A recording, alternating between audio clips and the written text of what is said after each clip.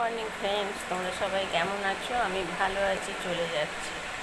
আমার জীবন চ্যানেলে তোমাদের ওয়েলকাম। তোমরা ভালো থেকো, সুস্থ থেকো, সাবধানে থেকো, সবাইকে সাবধানে রেখো। যারা আমার দূরের বন্ধু তাদের জন্য উড়ন্ত ভালোবাসা, যারা আমার কাছের বন্ধু তাদের জড়িয়ে ধরে ভালোবাসা। তোমরা আমার সাথে থেকো, তোমরা আমার পাশে থেকো। এখন বাজলো 9:30। এখন থেকে আমি আমার ব্লগটা শুরু করব। চা নিয়ে চলে এসেছি, খাচ্ছি দুজনে। চলো দেখতে থাকো, ভালো লাগবে।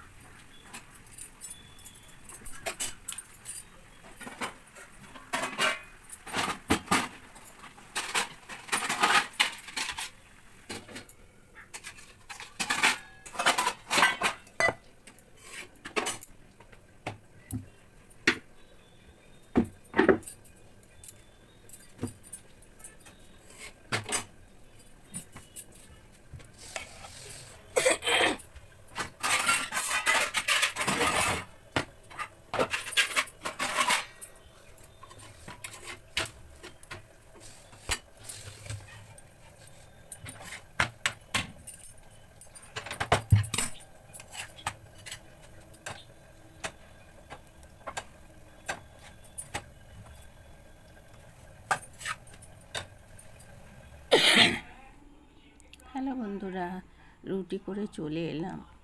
আমার কর্তায় গেঞ্জিগুলো ভেজাবে বলে সাবান চাইছে, তাই আমি ওনাকে হাত দিয়ে দেখাচ্ছি। আর ওনার গায়ে পিঁপড়ে খাচ্ছে বলে উনি একটা ড্যাশ ড্যাশ দিচ্ছেন, তাই জন্য এখানটা ভয়েস দিতে হলো।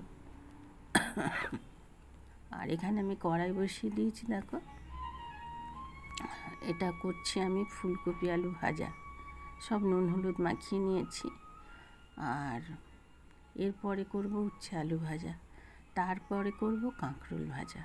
তিনটে পরপর ভাজা হবে, তারপরে ডাল হবে, তারপরে মাছ হবে। কি মাছ করব তোমরা দেখো, তোমাদের সঙ্গে শেয়ার করছি। দেখো, তোমাদের সঙ্গে কথা বলছি আর উনি মুখটা ওপর দিকে তাকিয়ে আছেন, তো একবারে শয়তানের গাছ। মনে হচ্ছে কিচ্ছু ভাজা মাছ খেতে জানে না। দেখো কী উদ্ব্যস্ততা করে জানো, সারাদিন আমার পেছনে কাটিয়ে দিচ্ছে, সারাদিন।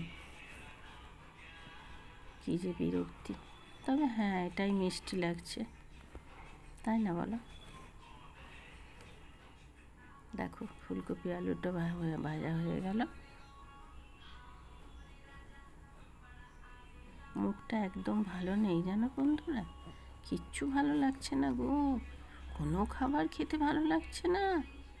এটা উচ্ছে আলু ভাজছি, আমি জানি না আমি কী দিয়ে ভাত খাবো, কী যে বিষাক্ত লাগছে বন্ধুরা, কি বলবো। এ আবার কী ধরনের জ্বর বাবা, মুখটাকে পুরো নষ্ট করে দিয়েছে গো জানো বন্ধুরা। উচ্ছে আলু ভাজাটা বসিয়ে দিয়েছি, বসিয়ে দিয়ে আমি এখন পেঁয়াজ কেটে নিচ্ছি।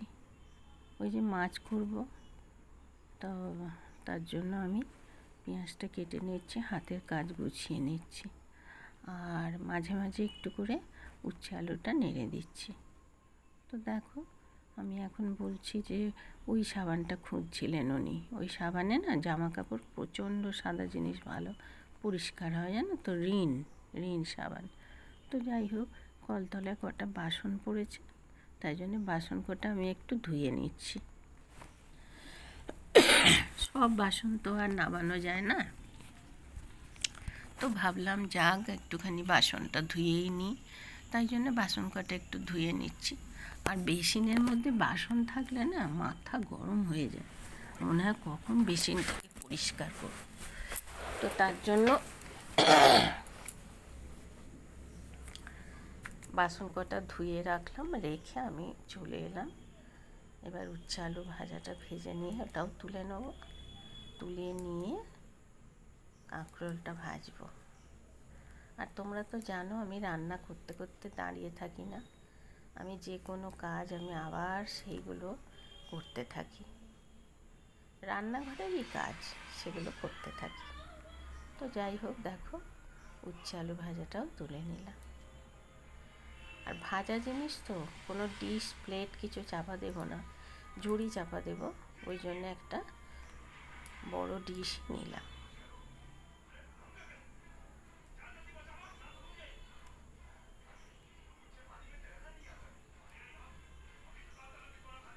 একটু ডাল বসাবো জানো তো, তাই জন্য প্রেশার কুকারটা একটু ধুয়ে নিচ্ছি। আর উনি তো বেসিনের কাছেই দাঁড়িয়ে আছেন, আমার তো অসুবিধা হচ্ছে, আমি বলছি একটু সাইড দাও, তো উনি আমাকে সাইড দিয়েছেন, তাই জন্য আমি ডালটা ভালো করে একটু ধুয়ে নিচ্ছি, ধুয়ে নিয়ে ডালটা আমি সিটি দিতে বসাবো।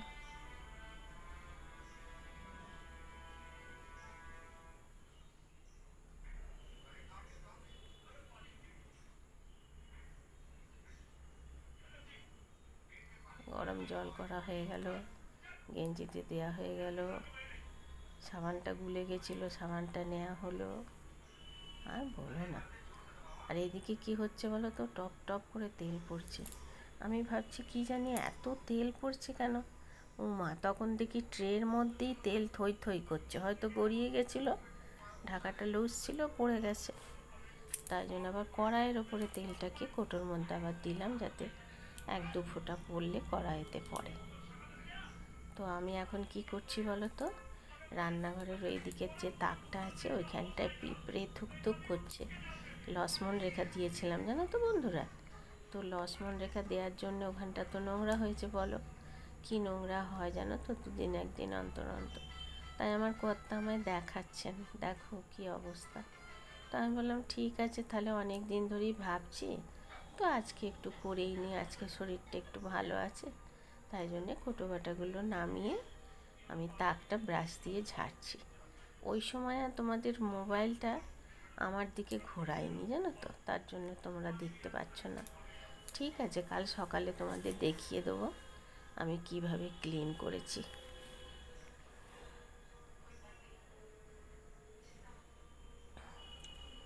কর্তার কাজ শেষ হলো। ওফ, রান্নাঘরে যদি কেউ কাজ করে এরকম কি যে বিরক্তি লাগে, ওরে বাবারে বাবারে বাবারে, বড্ড রান্নার গন্ডগোল হয়, নুন দিতে ভুলে যাই। তো ব্রাশ দিয়ে ভালো করে কোটোগুলো সব ঝেড়ে নিচ্ছি জানো তো, নিয়ে সব সাজিয়ে দিচ্ছি। দেখো কাঁকরোলটা আমার হয়ে গেল, আর একটা বৌদি এসেছে, তার সঙ্গে গল্প হচ্ছে আর আমরা কথা বলছি। দেখো ডালটা বসিয়ে দিলাম, আর ট্রান্সফার করে কড়াটা ওইদিকে রাখলাম, মাছটা একটু পরে করবো তার জন্য।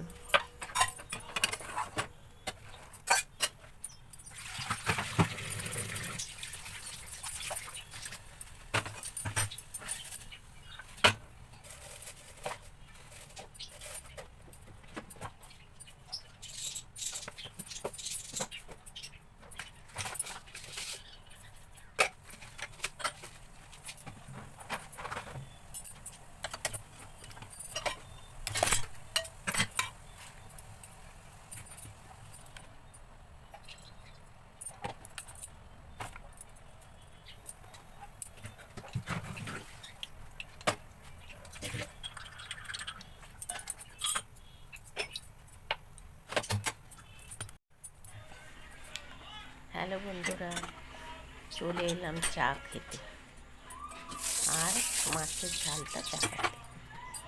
তো দেখো পাবদা মাছগুলো ভাজতে দিচ্ছি।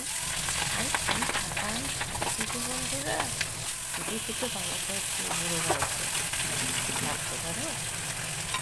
যাই হোক চাটা ছিটে নিচ্ছি। চাটা তো তোমরা রোজই দেখো আমি করি এই সময়। যাই হোক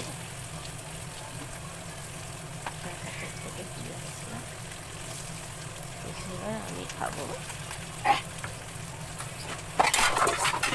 আর পাবদা মাছ তো বেশি ভাজতে হয় না জানো তোমরা, তার জন্য হালকা করে ভেজে নিচ্ছি। আর ওইদিকে ভাত বসিয়ে দিলাম। আজকে কত ছোট্ট হাঁড়ি দেখেছো? জল বসিয়ে চালটা ধুয়ে বাটিটা করে রেখে দিলাম।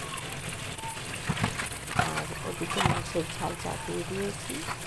এখনো কিছু করিনি, গ্যাসটাকে একদম স্লো করে রেখেছি। এইবার এর মধ্যে সব মশলাপাতি দেওয়া শুরু হবে।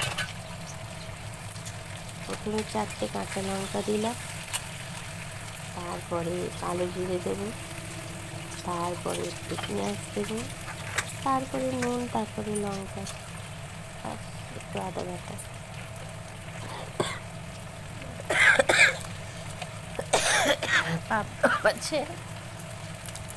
পাবদা মাছে তো তেমন কিছু দেয়া লাগেই না, কাঁচা লঙ্কা, কালো জিরে ফোড়ন আর একটু কাঁচা লঙ্কা, বাস, কিছুই লাগে না। তো যাই হোক মাছটা চাপিয়ে দিলাম আর ওদিকে ভাতটা চাপিয়ে দিলাম। মাছটা হয়ে গেলেই আমাদের কমপ্লিট। আবার সন্ধ্যেবেলা শুরু হবে, কারণ এখন তো বিরিয়ানি নেই, সন্ধ্যেবেলাটাও করতে হচ্ছে। আর দুটি বেলা কি রান্না করবো বন্ধুরা, যেন ঘেন্না ধরে যাচ্ছে। এমনি তো মুখে জুট নেই, মানে কি বলবো আর।